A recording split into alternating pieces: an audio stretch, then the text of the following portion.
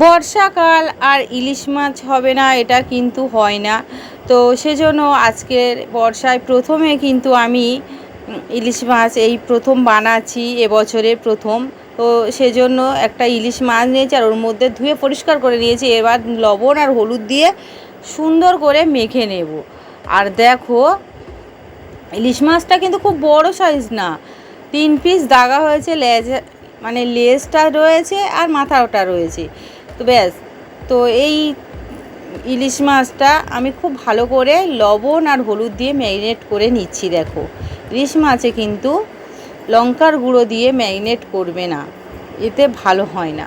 তো ব্যাস, এবার এটা কিন্তু আমি সাইডে ম্যারিনেট করার পরে এটা সাইডে রেখে দিচ্ছি। দেখো, আর এবার গ্যাস অন করে একটা কড়াই বসিয়ে দিলাম।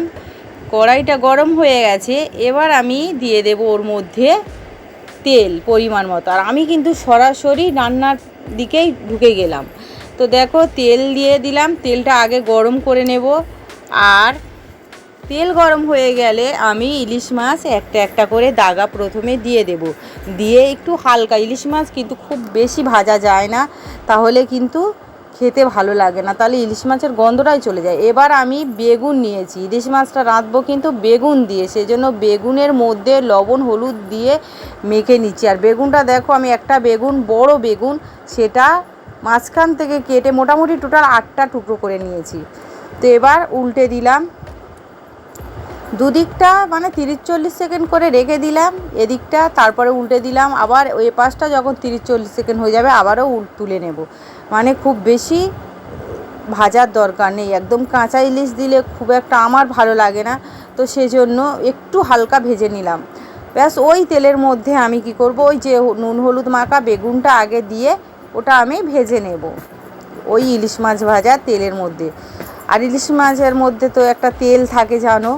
তো দেখো, আস্তে আস্তে উল্টে পাল্টে একটু সময় ধরে মোটামুটি বেগুনটা ভেজে নিচ্ছে। বেগুন ভাজতে খুব বেশি সময়ও লাগে না, বেগুন ভাজা হয়ে যাচ্ছে। দেখো, তো খুব সুন্দর করে বেগুনটা কালার যখন চলে আসবে দেখে তোমরা বুঝতেই পারবে। তো দেখো, বেগুনটা খুব সুন্দর করে ভাজা হয়ে গেছে। তো এবার বেগুনটা আমি প্লেটে তুলে নিচ্ছি। বেগুনটা তুলে নেওয়া হয়ে গেলে ওই তেলের মধ্যে আমি আলু, একটা বড় সাইজ আলু নিয়েছি, সেটা আমি 6 পিস করে নিয়েছি। ব্যাস, আর ওই আলুটাই আমি ভেজে নেব। তো একটু লবণ দিয়ে আমি ভেজে নেব, আর কিচ্ছু দেবো না, ওর মধ্যে কোনো কিচ্ছু দেবো না, শুধু লবণ দিয়েই কিন্তু আমি আলুটা ভেজে নিচ্ছি। দেখো, তো আলুটা একটু সময় ধরে ভেজে নিচ্ছি একটু। তারপরে আলুটা ভাজা হয়ে গেছে, এবার তুলে নিলাম। তুলে নেওয়ার পরে ওই তেলের মধ্যে আরও কিছুটা আমি তেল অ্যাড করব। এবার তেল গরম হয়ে গিয়েছে, ওর মধ্যে দিয়ে দেব কালো জিরে 1 চামচ আর চেরা কাঁচা লঙ্কা। চেরা কাঁচা লঙ্কা আর কালো জিরে ছাড়া কিন্তু ইলিশ মাছ একদম অসম্পূর্ণ। তো দিয়ে একটু ফোড়ন করে নিলাম। এরপরে আমি ওর মধ্যে একটা মিডিয়াম সাইজের পেঁয়াজ এরকম স্লাইস কুচি করে নিয়েছি, ওটা দিয়ে দিলাম। তারপরে ভেজে নিচ্ছি, পেঁয়াজটা একটু লাল লাল করে সুন্দর করে ভেজে নিচ্ছি। দেখো, তো পেঁয়াজটা মোটামুটি আমি ভেজে নিয়েছি।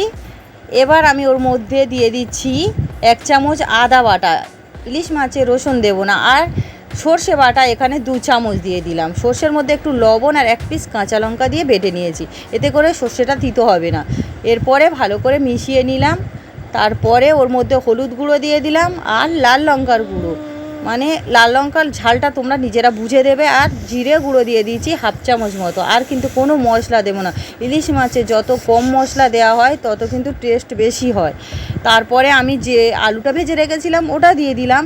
তো এবার অল্প একটু ওর মধ্যে লবণ দিয়ে দেবো মশলার জন্য।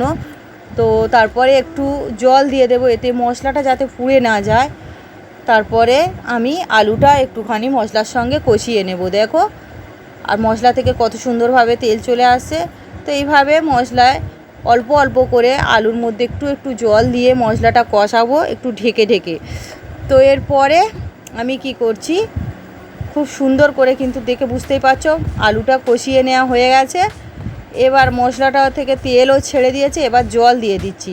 এটা মশলা ধোয়া জল, যে মানে সর্ষে আর আদা টাদা বেটেছিলাম না, ওই জলটাই দিয়ে দিলাম। ওটা আমি ফেলে দিইনি, শিলেই যেহেতু বাটা।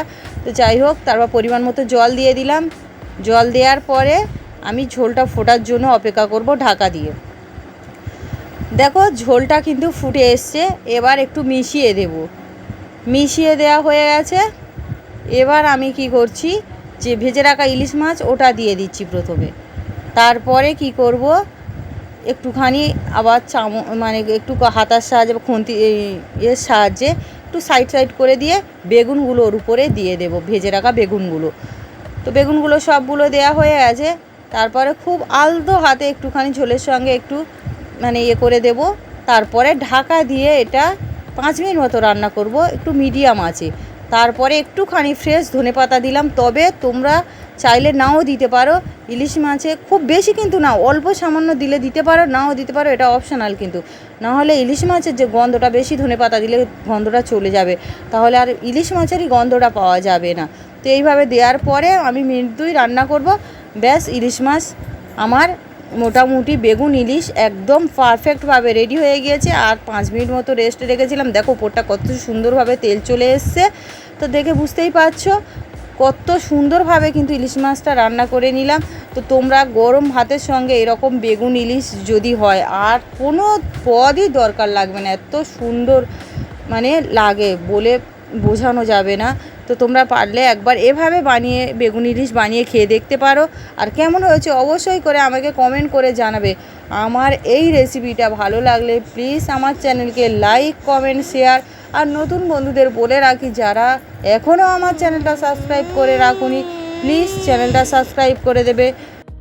তো আজকের মতো ভিডিওটা এখানেই শেষ করলাম। সবাই ভালো থাকবে, সুস্থ থাকবে। ধন্যবাদ সবাইকে, দেখা হবে পরের রেসিপিতে।